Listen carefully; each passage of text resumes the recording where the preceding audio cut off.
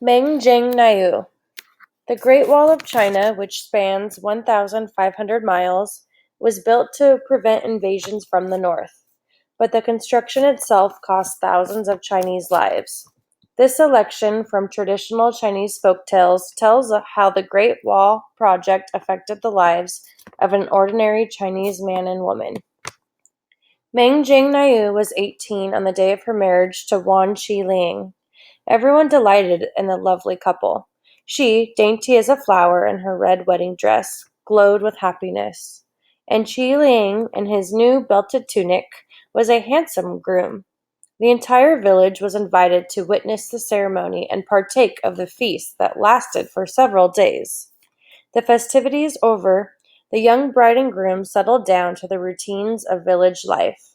They thought of themselves as truly fortunate, for they never felt hunger, nor suffered from the cold.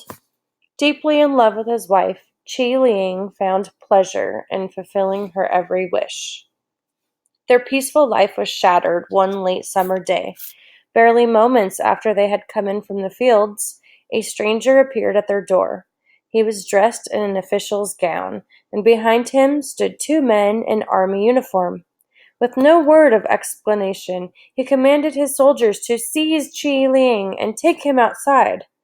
Meng, a look of bewilderment on her face, watched them push her husband towards the milling crowd assembled in the center of the village road.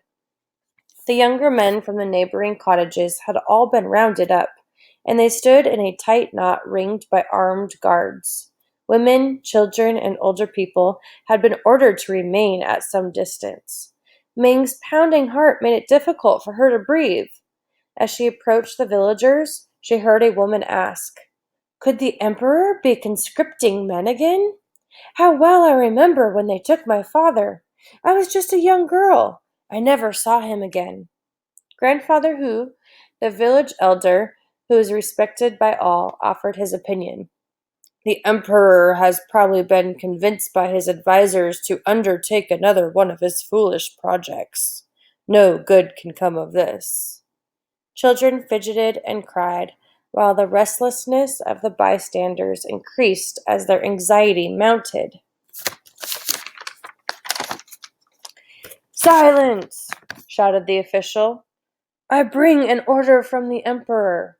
The murmuring ceased. "Wild horsemen are attacking from the north. These barbarians are looting and killing, burning whole villages to the ground. The emperor has issued a call for all able-bodied men to build a great wall, the highest and thickest wall ever built by men. The enemy will never be able to break through its impenetrable defense, and our people will be able to live in peace. It is the duty of every man to obey the emperor's summons. Anyone who refuses does so on pain of death." "Forward!" he commanded. Lined up 3 abreast, the men were marched off. Soldiers carrying spears walked along the sides of the column. Escape was impossible. Tearful parents, wives, and children were left behind to fend for themselves. An old farmer leaning on a cane shook his head sadly. "Heaven alone knows if I shall ever see my son before my life is over," he said in a hoarse whisper. Only a few months had passed since that terrifying day, but for Ming it seemed like ages. Without her husband at her side, time dragged interminably. In her fervent prayers, she asked that he be kept from hunger and thirst. The winter would bring its bitter winds that blow unceasingly from the mountains. How was Qi Ling going to survive in so hostile a climate without a warm jacket and cotton-quilted shoes? The last days of autumn were drawing to an end. It was the time of year when dusk came early, but Meng would not stop until darkness forced her to lay aside her sewing. Her needle flew ever faster as she layered fabric with cotton padding, fashioning a comfortable outer garment. She took particular care to design thick-soled shoes, sewing them with extra strong thread. Time was her enemy as she worked to finish the task she had set for herself. Ming swore a solemn oath. Qi Ling would not do without winter clothes. This she vowed. No matter how perilous the journey, she would take them to him herself. A woman traveling alone might encounter unexpected dangers, and she wondered if she would endure the long trek on foot. But she banished the troubling thoughts from her mind. The evening before her departure, she prepared a small bag of rice and another of millet, only the barest necessities to sustain her along the way.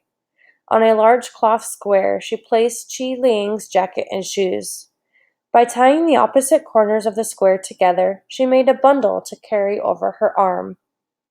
Before daybreak, she left her home. No one was yet awake, and the narrow streets of the village were deserted. It was still quite dark. In the east, Meng saw a rosy glow that announced the beginning of a new day. A good omen, she mused. Word had come back to the village that the section of the wall where Qi Liang was working lay at a great distance.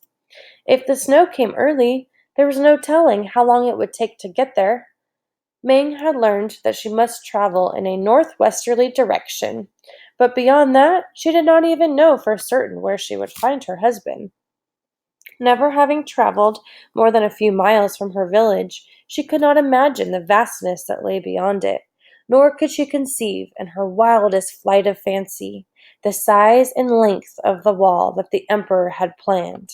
Neither could she picture a wall 3,000 miles long that would climb over high mountains, descend into deep valleys, and cross forbidding deserts. But the grandeur of the emperor's ambitious undertaking meant nothing to her. She only knew she must plod ahead for as long as it would take her to join Qi Liang. As the days wore on, Ming found that she had to rest more and more frequently. Often as she passed through little villages, she begged for food. She had finished her rice and millet long ago. People who spoke to her and learned where she was bound praised her devotion, but shook their heads in disbelief. Once she heard a woman lamenting loudly to a friend, "Our sons are gone, our daughters widowed, and the pile of dead grows ever larger at the foot of the emperor's great wall." Meng shuddered. From sunrise to sunset she doggedly trudged on. When darkness fell, she looked for a place to lay her head. Many a night her bed was just a pile of scratchy straw. The day Ming reached the Yellow River, her strength was beginning to fail.